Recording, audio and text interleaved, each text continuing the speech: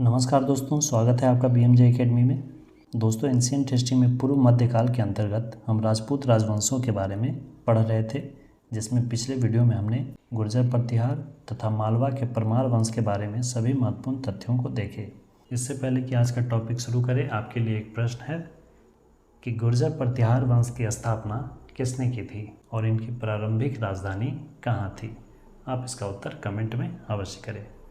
आज के इस वीडियो में हम गुजरात के चालुक्य वंश, जिसे सोलंकी वंश भी कहा जाता है, उसके बारे में महत्वपूर्ण बिंदुओं को देखेंगे। हम सिर्फ उन्हीं बिंदुओं को देखेंगे जो विभिन्न प्रतियोगी परीक्षाओं के लिए आवश्यक है। इन टॉपिक्स को बहुत ज़्यादा डीपली पढ़ने की आवश्यकता नहीं है, बस कुछ प्रमुख बिंदुओं को हमें ध्यान रखना है। तो आइए दोस्तों, शुरू करते हैं। चालुक्य अथवा सोलंकी वंश। चालुक्यों की उत्पत्ति के विषय में इतिहासकारों में काफ़ी मतभेद है। वराहमिहिर की बृहद संहिता में चालुक्यों को शूलिक जनजाति का वंशज बताया गया, जबकि चंद्रवरदायी द्वारा रचित पृथ्वीराज रासो के अनुसार चालुक्यों की उत्पत्ति ऋषि वशिष्ठ द्वारा माउंट आबू पर्वत पर किए गए यज्ञ के द्वारा अग्निकुंड से हुई थी। चालुक्य वंश की स्थापना मूलराज प्रथम द्वारा की गई थी। मूलराज प्रथम ने गुजरात के एक बड़े भाग को जीतकर अनहिलवाड़ क्षेत्र को अपनी राजधानी बनाया था। चालुक्य शासक जैन धर्म के अनुयायी तथा संरक्षक थे।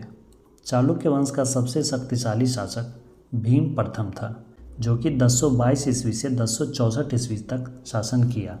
भीम प्रथम के ही शासनकाल में 1025 ईस्वी में महमूद गजनवी ने भारत पर 16वां आक्रमण के रूप में सोमनाथ मंदिर को लूटा। उसने सोमनाथ मंदिर को लूटा और उसे नष्ट कर दिया। भीम प्रथम के सेनापति विमल शाह ने माउंट आबू पर प्रसिद्ध दिलवाड़ा का जैन मंदिर बनवाया था। भीम प्रथम के बाद एक प्रमुख शासक जयसिंह सिद्धराज शासक बना। इसने सिद्धराज की उपाधि धारण की थी।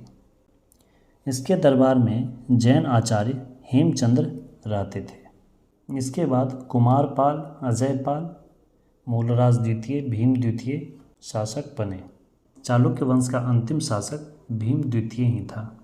1195 ईस्वी में कुतुबुद्दीन ऐबक ने गुजरात पर आक्रमण कर अनहिलवाड़ क्षेत्र पर अधिकार कर लिया और चालुक्य वंश का अंत कर दिया।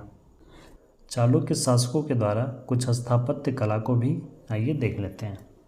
भीम प्रथम के सामंत विमल शाह, जो कि सेनापति भी थे, उन्होंने माउंट आबू पर्वत पर दिलवाड़ा का जैन मंदिर का निर्माण करवाया था।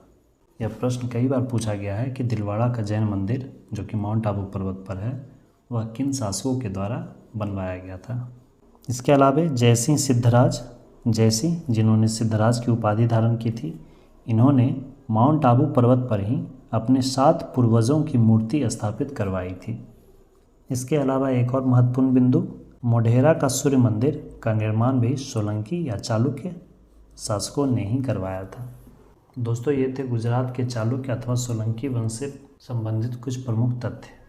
चूँकि प्रतियोगी परीक्षाओं में इन टॉपिक से ज़्यादा प्रश्न नहीं बनते हैं, इसलिए इन टॉपिक्स पर बने वीडियोस काफ़ी छोटे हैं। अगले वीडियो में हम चौहान वंश तथा चंदेल वंश के बारे में महत्वपूर्ण बिंदुओं को देखेंगे। दोस्तों, वीडियो कैसी लगी अपना फीडबैक ज़रूर दिया करें। वीडियो को अंत तक देखने के लिए धन्यवाद दोस्तों। मिलते हैं अगले वीडियो में इसके आगे के भाग के साथ। जय हिंद, वंदे मातरम।